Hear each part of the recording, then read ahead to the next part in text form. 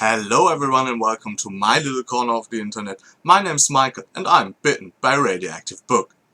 Today we're going to continue with our guide to fantasy and we'll look into the bit blurry and bloated genre of epic fantasy.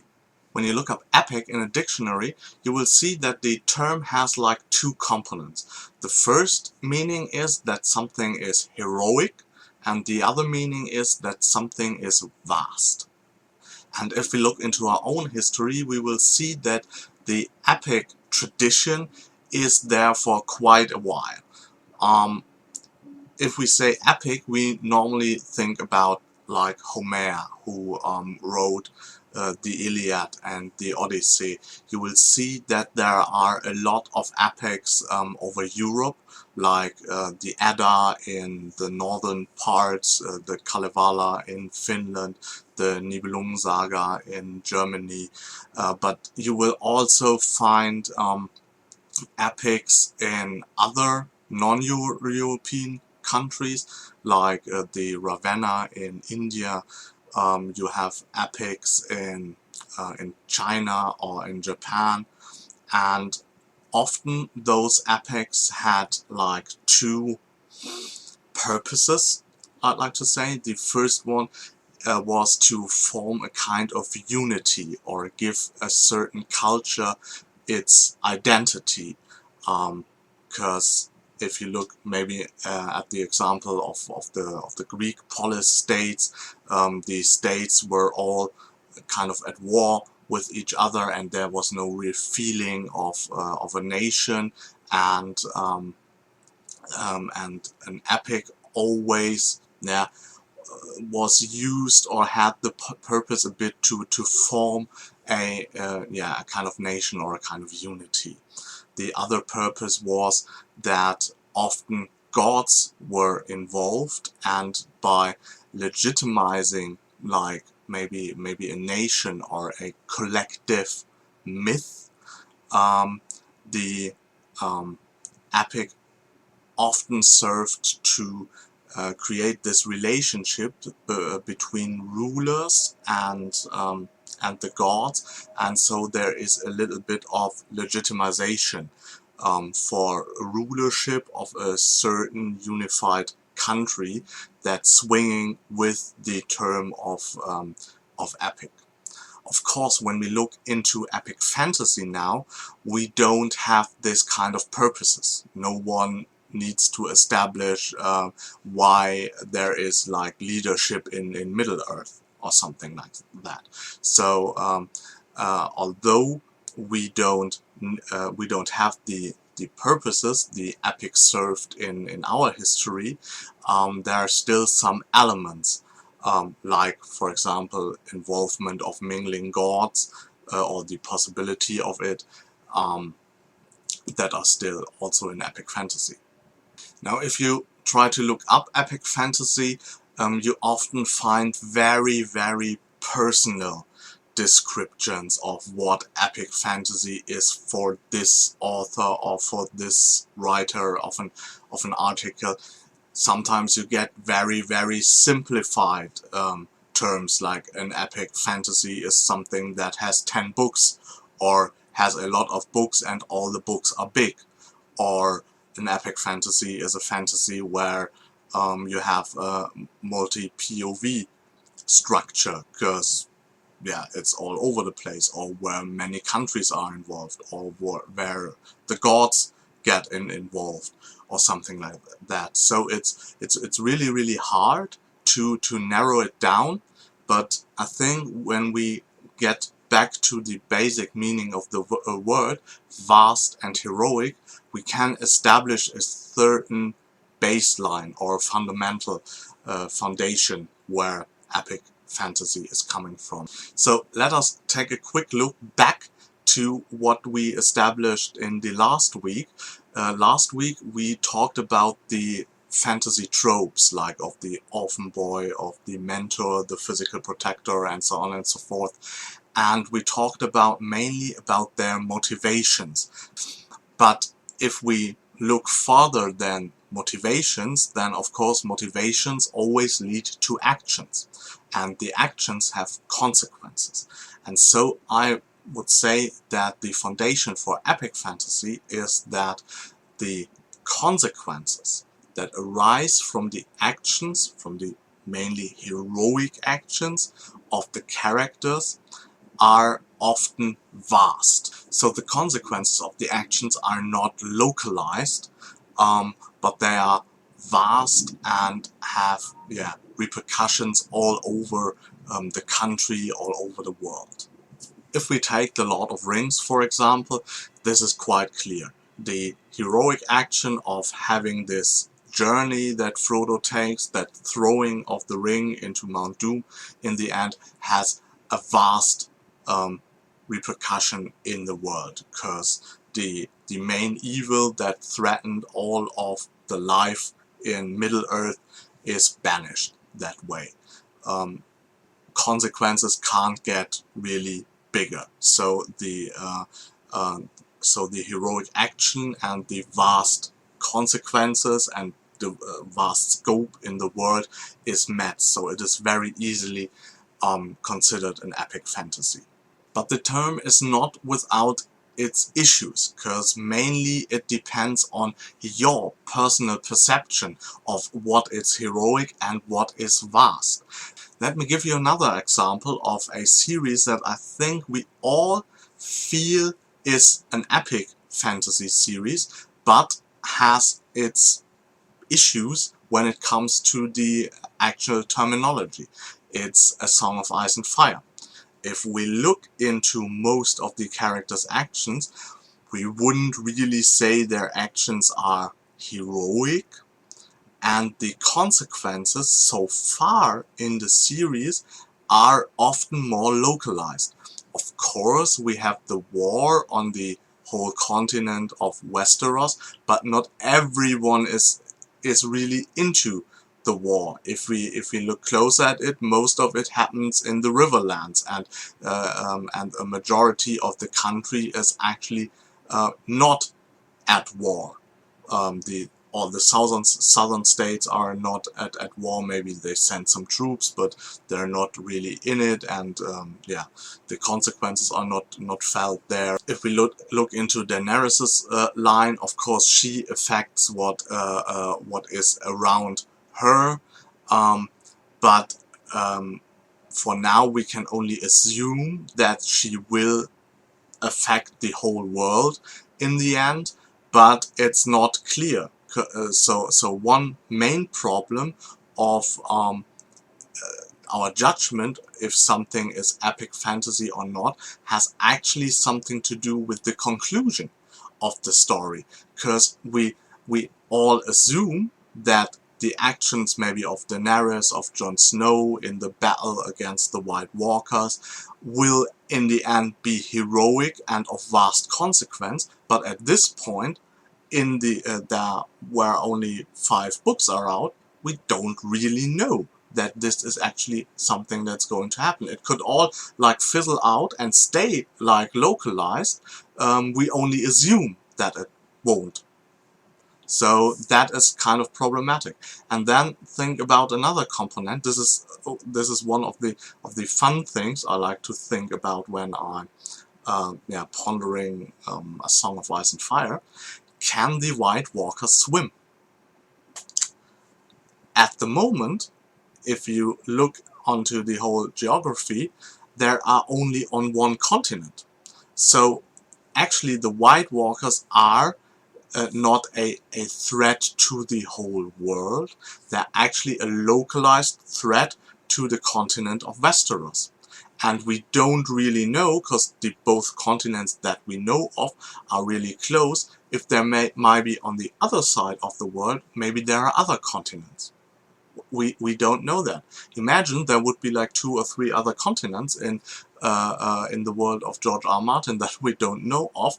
Then the actual threat of the White Walkers would be a really localized problem for one continent. So yeah, you see that the lines of what is epic, what might not, are really blurry, and in the end the decision if something feels heroic enough and vast enough to count as epic fantasy is mostly made up by you, the reader. I'd like to start the recommendations part with a classical series which embodies some of the tropes we have talked about, and also, this classical hero's journey of heroic actions and vast consequences.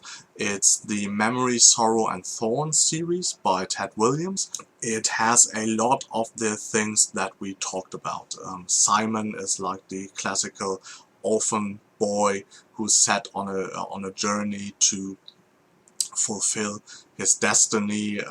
We have a dying king in the land of Ostenart, and with his diminishing power, the evil arises. So it's a very, very classical series, and if you are looking into maybe reading some more traditional fantasy that is not as often featured as maybe The Lord of the Rings or other authors like Terry Goodkind or Terry Brooks, Ted Williams and the Memory, Sorrow and Thorn series is a good way to start reading more classical and traditional fantasy.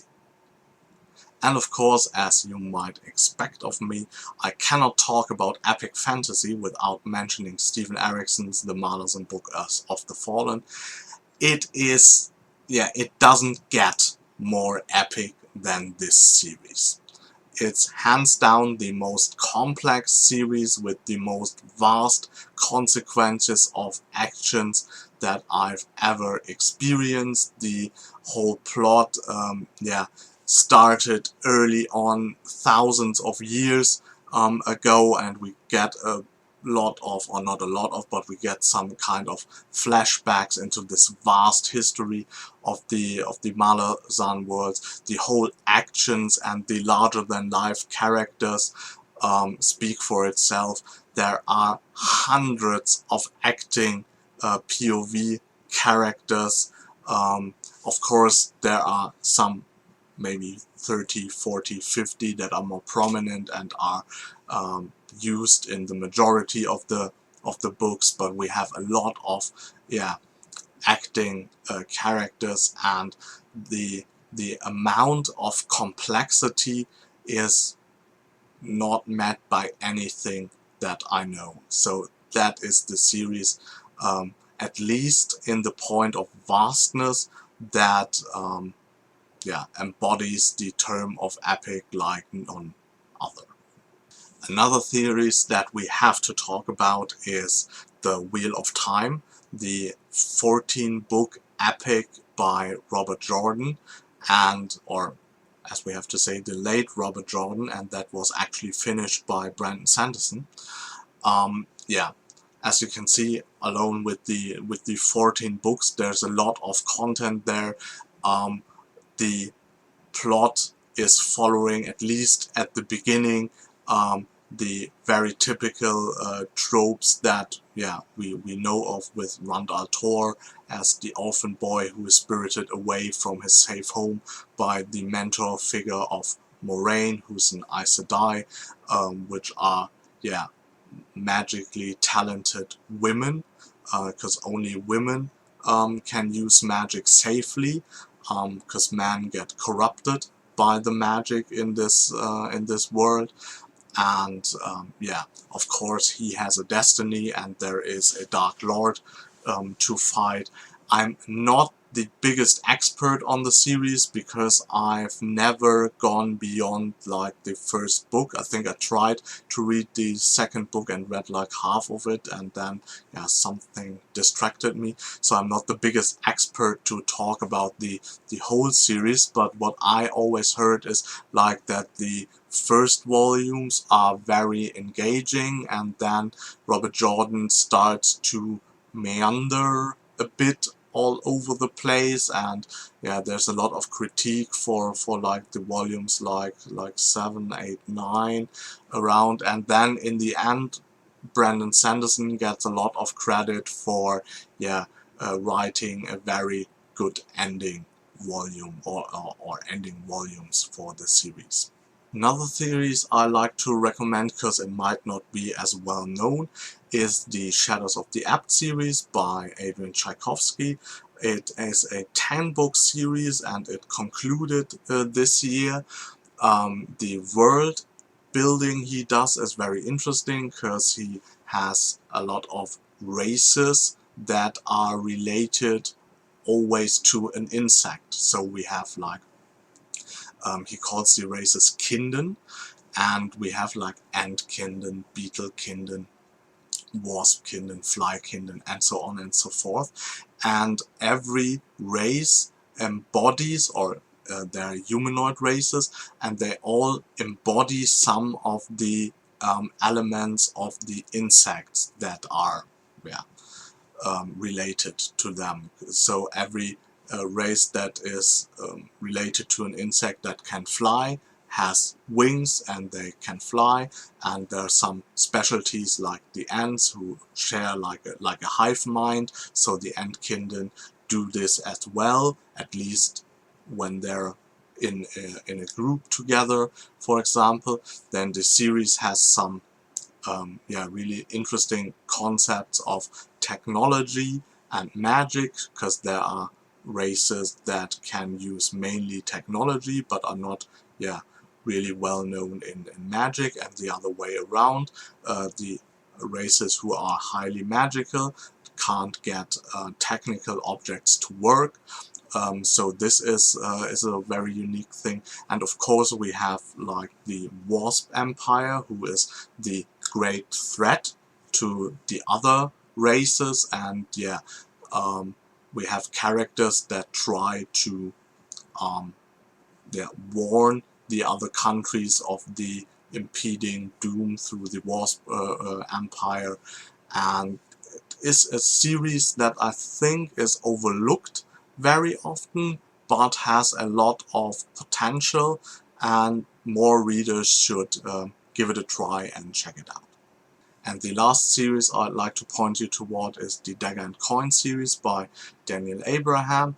It's a very character-driven series where the vast consequences are not really felt in the beginning, and it's slow burning, but due to its like very great characters, his unique approach to building a very believable fantasy world where the economics, for example, work. We get a little bit of insight into how banking works, because we have a very capable female main protagonist who is the ward of a bank and has to flee with money of the bank, and use some mercenaries as help to get her out of a city that's under siege.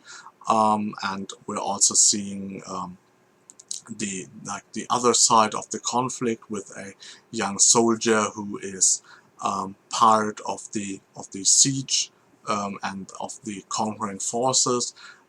So that is quite interesting. I always like if that when we see like both sides of the coin, how fitting for this series. And Daniel Abraham shapes up to be like a great author that most people don't know about, because he always uses different names for some of his work. So he writes epic fantasy as Daniel Abraham. He has a series already out, the Long Prize Quartet. So 4 books set in a very interesting world of that feels a bit more Asian. And then he has his Dag and Coin series at the moment. 4 volumes are out, and the 5th is coming out next year. Then he also writes urban fantasy under the name of HLN Hanover, I think. And then he's also part of a co-author duo with his colleague Ty Frank, and they write under the name of James S. A. Corey, and they write science fiction, the Expanse series, which has also like 4 books out and will be a series, or will be a TV series on sci-fi. So he's like a very busy author with a lot of irons in the fire, and most people don't know him. So I'd like to change that because he's a very talented writer. So that's it for today. I hope you liked this little journey into epic fantasy. If you did, hit the like button. If you want to see more of me, subscribe to my channel. If you want to know what's coming up on my channel, look inside the description box. There's a little segment there called On the Horizon. I wish you a good day and hope you get bitten by a really epic book.